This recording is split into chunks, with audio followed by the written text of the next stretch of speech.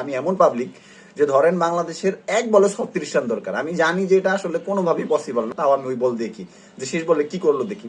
আচ্ছা, বাংলাদেশ টিম বাংলাদেশে আসার পরে এই বিষয়টা নিয়ে অনেক কন্ট্রোভার্সি হচ্ছে যে দর্শকরা কেন হচ্ছে একটা প্লেয়ারদের, আন্তর্জাতিক দলের প্লেয়ার যারা তাদেরকে এরকম হেনস্থা করলো বা এরকম একটা ব্যাপার স্যাপার যে তাদের তাদের এটা ইগোতে লাগছে। অনেক ক্রিকেটাররা স্ট্যাটাসও দিছে, ব্যাপারটা নিয়ে এখন মোটামুটি একটা ভালোই তোলপাড় হচ্ছে। এক দল হচ্ছে ক্রিকেটারদের পক্ষে, আরেক দল ক্রিকেটারদের বিপক্ষে, তবে বেশিরভাগ মানুষই ক্রিকেটারদের বিপক্ষে গিয়ে কথা বলছে। এটা নিয়ে আপনাদেরকে আমি একটা ব্যাপার বোঝানোর চেষ্টা করি, সেটা হচ্ছে কি, দেখেন বাংলাদেশে ক্রিকেটটা যত জনপ্রিয়, অন্য কোনো খেলা এই মুহূর্তে বাংলাদেশে অতটা জনপ্রিয় না। সো বাংলাদেশের মানুষ আসলে যতই বলুক যে ক্রিকেট আর ম্যাচ দেখবো না, একটা ম্যাচ হারার পরে বলে যে আর ক্রিকেট খেলা দেখবো না, আসলে দিন শেষে যখন ম্যাচ শুরু হয় তখন কিন্তু তারা সম্পূর্ণ খেলাটাই দেখুক। সেটা যদি টেস্ট খেলা হয় তাও দেখে। আমার কথাই যদি বলি, আমি এমন পাবলিক যে ধরেন বাংলাদেশের এক বলে 36 রান দরকার। আমি জানি যে এটা আসলে কোনোভাবেই পসিবল না, শুধুমাত্র ক্যালকুলেটিভলি পসিবল, কিন্তু জীবনও সম্ভব না। তাও ক্যালকুলেটিভলি অনেক ব্যাপার স্যাপার আছে, তাও আমি ওই বল দেখি যে শেষ বলে কি করলো দেখি। তো আমার মনে হয় যে আমার মতো এরকম আরো অনেক মানুষজন আছে বা খেলাপ্রেমী মানুষজন আছে যারা খেলা দেখে।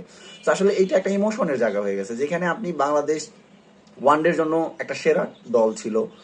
লাস্ট 2 বছর আগেও যদি বলি, আমরা ওয়ানডেতে সেরা ছিলাম এবং আমরা নিজেদেরকে প্রমাণ করতে পারতাম একমাত্র ওয়ানডেতেই, কারণ আমরা টেস্ট এবং টি-20তে অনেকটা দুর্বল। যদিও রিসেন্টলি আমরা টি-20 ম্যাচ কয়েকটা জিতছি, তবে এগুলাকে জিতা বলে না। টি-20 আসলে যেই খেলাটা উচিত ওটা আমরা এখনো খেলতে পারি না। তো আমরা আসলে ওয়ানডের জন্য একটা পারফেক্ট দল হিসেবে নিজেদেরকে বিবেচনা করি।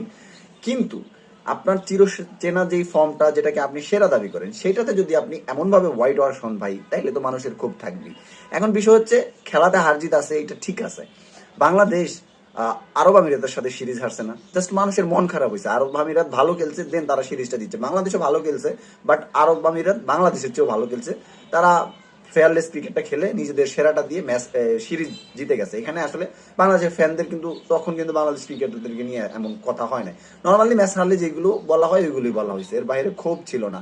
কিন্তু আপনি আফগানিস্তানের মতো একটা দলের সাথে ওয়ানডে সিরিজ হারছেন, এটা নিয়ে আমার দুঃখ নেই। আপনি হোয়াইট ওয়াশ হয়েছেন, এটা নিয়েও দুঃখ নেই। কিন্তু ভাই, আপনি 109 রানের উপরে 3টা ম্যাচের এক ম্যাচও করতে পারেন। এক ম্যাচে করছেন 109, আর বাকি 2টাতে 100 করতে পারেন নাই।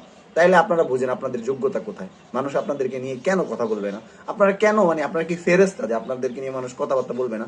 মানুষের ইমোশন নিয়ে খেলবেন আর মানুষ আপনাদেরকে নিয়ে কথা বলতে পারবে না? এটা হইতে পারে না। তো এই জিনিসটা ক্রিকেটারদের উচিত পজিটিভ ভাবে দেখা, যাতে পরবর্তীতে এই ধরনের ভুল না করে তারা ঠিক আছে, আমরাও এটা বিশ্বাস করি, তারা তাদের সেরাটা দিতে চায়, কিন্তু তারা এত পরিমাণে সেরাটা দিতে চায় যে 11 জন প্লেয়ার মিলা 100 রান করতে পারে না। এটা কে মানবে ভাই?